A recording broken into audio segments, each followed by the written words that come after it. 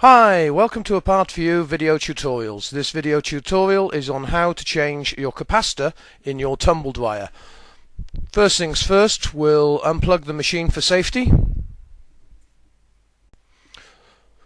Right, the three main reasons why a tumbled wire will not turn are usually the capacitor is at fault, the motor is at fault, or the belt has snapped. We've done a belt video, you can see it in our website, and we'll be doing a motor one shortly. Now I'm going to demonstrate a capacitor blown here. This shouldn't be done at home. Right, what we're going to do here is a test to check the capacitor. You shouldn't try this at home, but basically what we're doing is we've turned the power on. You can hear a buzzing noise from the motor, and with a slight push on the drum, the tumbled wire starts to work. Now we'll disconnect the electricity again and we'll change the capacitor. First thing we need to do is remove the side panel, usually the left hand side from the rear,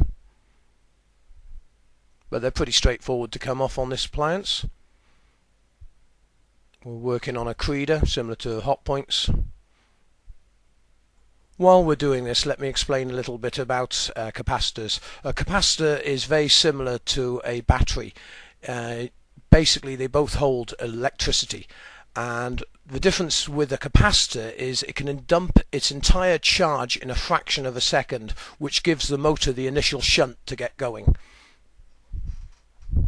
You can really only test capacitors with a mega to see if they're holding a charge.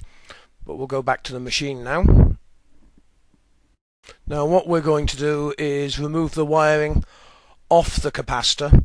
Now we're using insulated pliers, and we'll be using an insulated screwdriver, just removing the cable tie.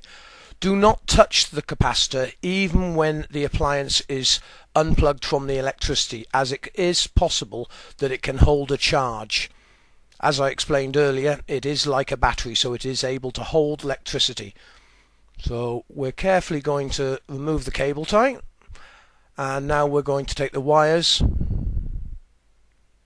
off the capacitor.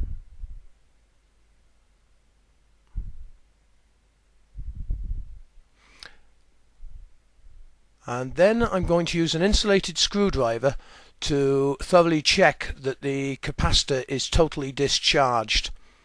Now if it was holding a charge, you will get a crack of basically you're shorting the capacitor out.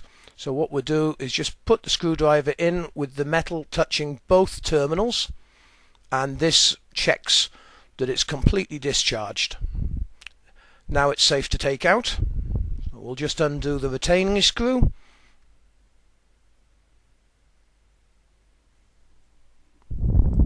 Right, now we've got the capacitor off. I do want to emphasize again, this job should only be done by a qualified person, as capacitors are dangerous. Right, written on the side of this capacitor you will find a symbol which is UF.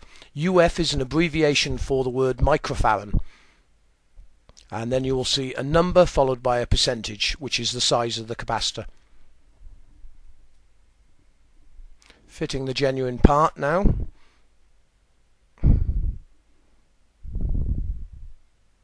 You can see the part number clearly labelled. I'll explain a little bit more about the terminals on the capacitor later in the video. On this tumbled wire it's 7 microfarad.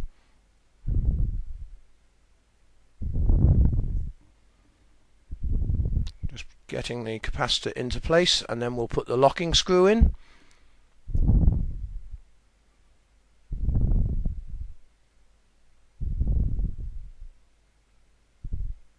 Some capacitors are held with a nut on the thread at the bottom, which I showed you. Now remembering to put the wires back on the way they came off.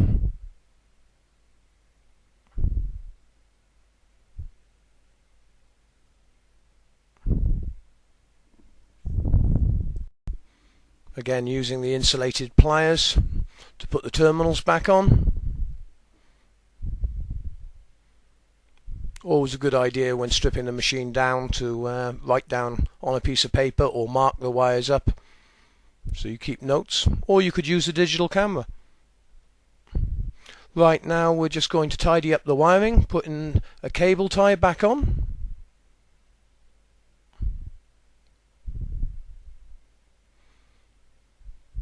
Remember, you can get all the capacitors for washing machines and tumble dryers at our website. You can either find them by typing in the capacitor size, or you could put the model number of your machine in to get the genuine part.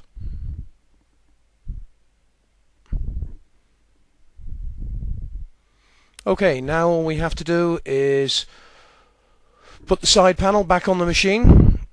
This is what I was explaining about the terminals. You can see clearly here this capacitor has 4 terminals, and the line going through the middle there shows the difference on sides for the in and out. And this one's a 16 UF, as you can see, with a 5% loss. Now when shorting a capacitor, you need to go across the terminals. This will make sure that the capacitor is totally discharged before handling.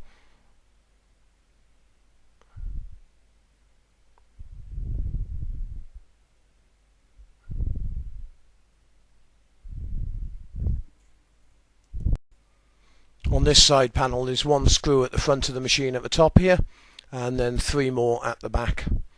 Now once we've done this job, what we'll do is plug it into the electricity and test it. We're doing this with the lid off for you to actually see. And if everything is okay, the machine should start straight away without having to push the drum.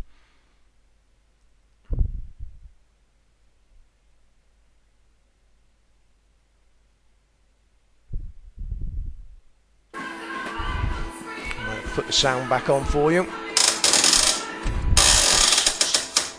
Press the start button, and away it goes. Now all you have to do is put the lid back on the machine. Make sure you disconnect it before starting work again.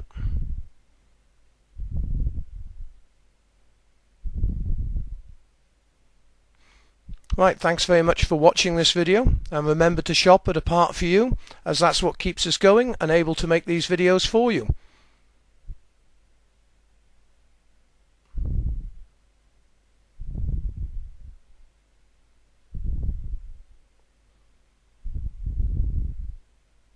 Thanks very much for watching, and remember to visit our website for all appliance repair videos.